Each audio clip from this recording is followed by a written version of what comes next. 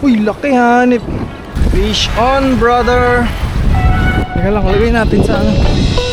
Ganda ng kulay. Morning session ulit.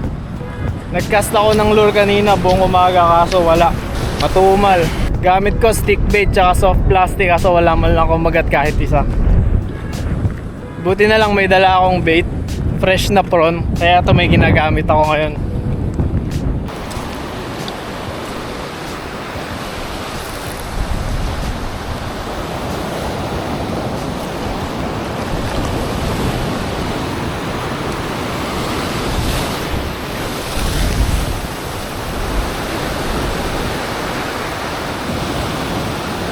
Yep, fish on.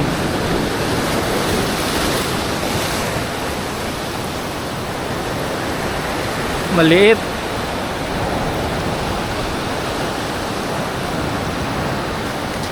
Uy, Brembo.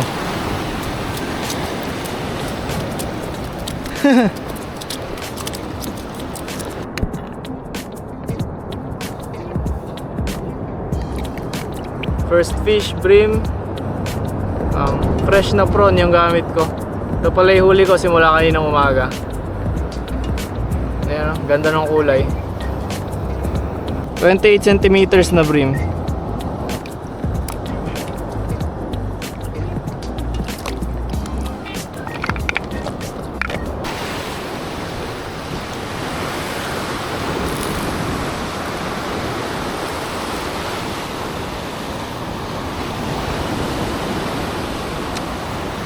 Mamaya susubukan ko pa rin mag-spin pag nag-high tide. Pero ngayon, hindi ko alam kung ano oras na eh. Pero ngayon bait muna. May kumagat oh. Wala na ata yung bait ko. Wala na nga, na-snatch.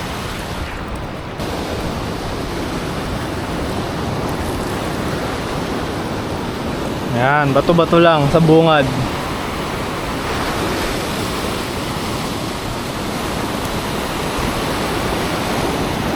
Problema ngayon, masakit yung sa init yung araw. Masabit. Sumabit.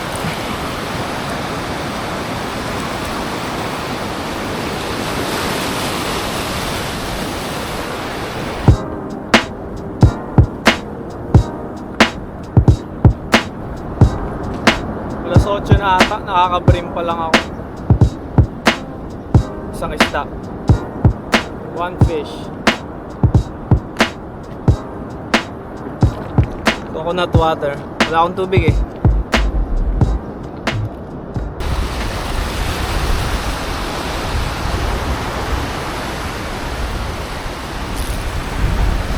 Yan. Parang magbe-bait na lang ako buong session ah. Hirap magluro doon. Walang kumakagat tapos malakas pa yung hangin.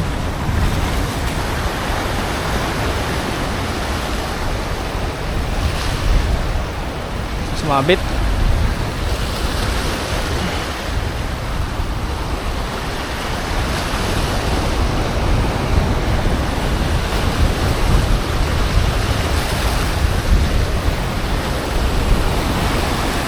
Ay hindi, may huli.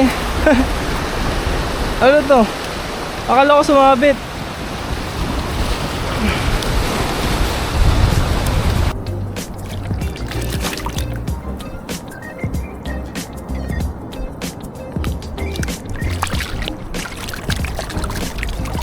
Kalimutan ko ano tawag dito. Puri ng ano to eh, puri ng shark. Water release.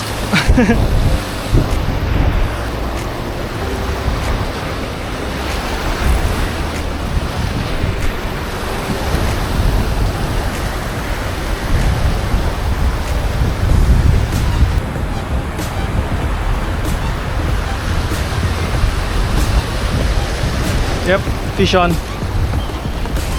On. Ay.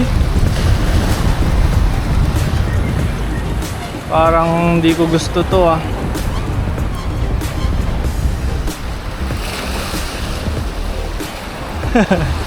Favorite fish.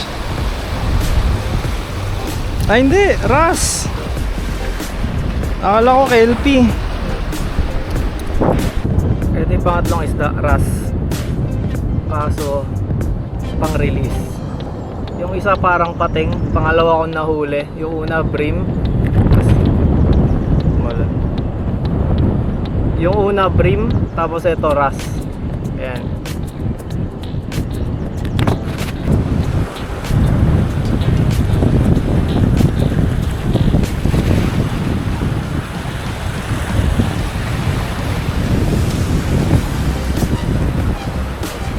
Sabit ba to o fish? Fish on. Fish on, brother.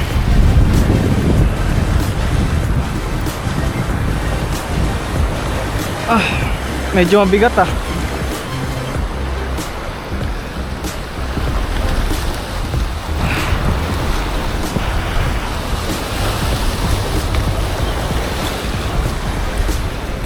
Uy! Uy, laki hanip.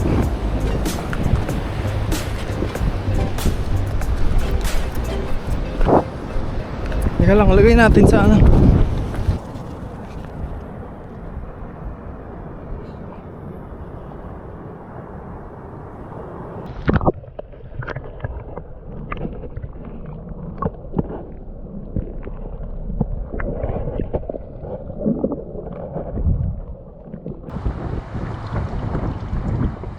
Pang-apat na huli ko.